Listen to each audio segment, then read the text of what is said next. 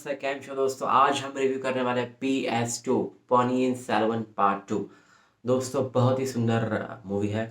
पहले मैं बता दूं, PS1 अगर आपने देखी है तो ही आप PS2 देखने जाइए। अगर आपने नहीं देखी है तो प्लीज़ अमेजोन प्राइम पे PS1 पहले देख लीजिए।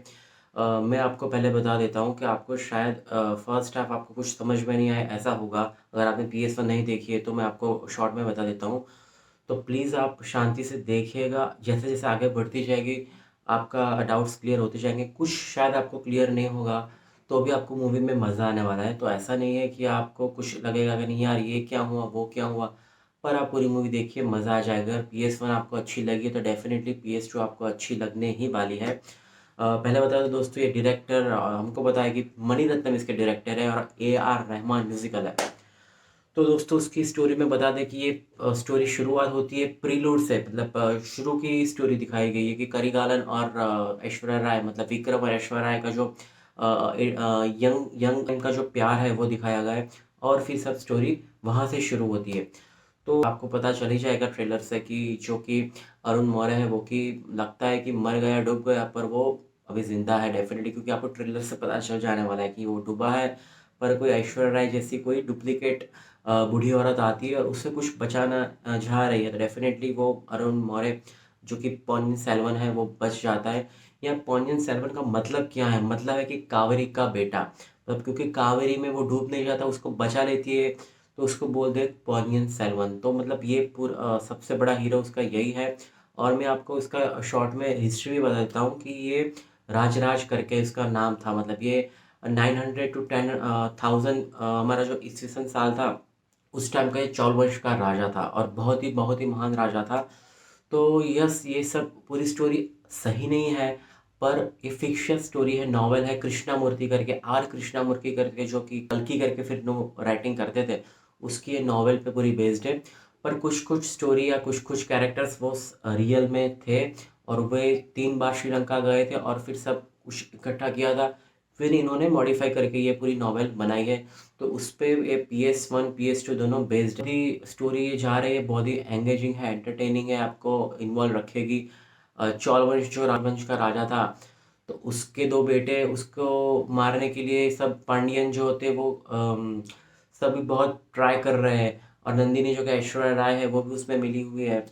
तो फिर वो आप स्टोरी में नहीं बताता, पर डेफिनेटली आपको बहुत ही एंगेज रखने वाली है।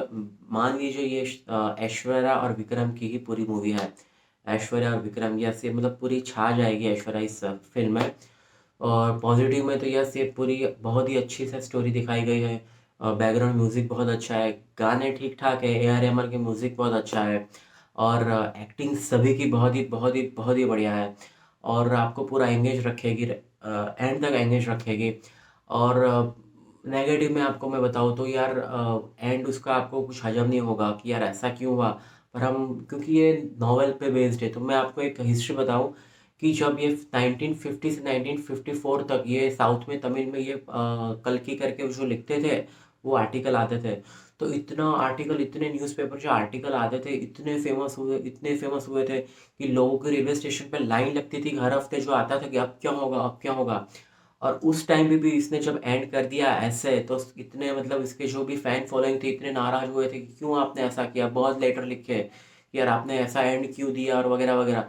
तो मतलब कि उन्होंने एंड में ऐसा लिखा, इसलिए शायद हमें एंड मज़ा नहीं आएगा कि यार ऐसा, यार ऐसा नहीं हुआ। तो उसको आप जस्टिफाई हो सकता है इसमें कि नहीं यार ये रियल में, मतलब उसने ऐसा ही नॉवल में लिखा है वो उन्होंने दिखाया है। तो और एक मैं एक इंटरेस्टिंग बात बताऊँ कि यार इन्होंने मतलब आगे चला सकते थे पर उन्होंने ये एंड कर दिया। तो एंड क्यों कर दिया? कोइंसिडेंस है कि बाद में कल्कि जो कि राइटर है कृष्णमूर्ति, तो 1955 के अराउंड वो एक्सपायर हो गए। तो शायद उन्होंने पता था कि यार अब मैं एक्सपायर हो जाने वाला हूँ, जो भी कुछ इंट्यूशन आ गए हो गए। तो इसलिए उन्होंने ये जो पूरी नॉवल है वो आगे बढ़ सकती थी, पर उन्होंने बहुत जल्दी कंक्लूड कर दी, जो कि अच्छा, किसी बहुतों को अच्छा नहीं लगा। तो यस, मुझे भी अच्छा नहीं लगा, पर ओवरऑल मूवी बेहतरीन है। Definitely must watch. और थिएटर में भी देखिए।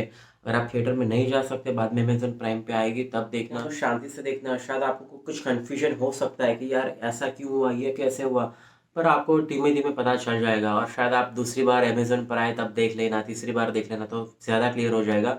मैं बताऊँ तो ये एक सीरीज़ होनी चाहिए थी। मतलब डेफ़िनिटली 10-15 एपिसोड की सीरीज़ होती तो अच्छे से ये पूरा दिखा सकते थे और फिर कन्फ्यूजन नहीं होता। क्योंकि आप सोचिए जो नॉवेल बनाई थी वो 2400 पेजेज़ की थी। अब 2400 पेज की नॉवेल को उन्होंने 6 घंटे में मतलब ऑलमोस्ट 5 घंटे में उन तो 2 पार्ट में डिवाइड किया ना। तो उसमें दिखाना डेफ़िनिटली वो इसमें इतना कैसे दिखा सकते हैं। फिर भी मणिरत्नम ने बहुत ही अच्छा ट्राई किया है और डेफ़िनिटली मुझे तो मज़ा आया। आपको भी शायद मज़ा आएगा। आपने अगर देख ली है तो बताना मुझे आपको कैसा लगा। Thank you so much.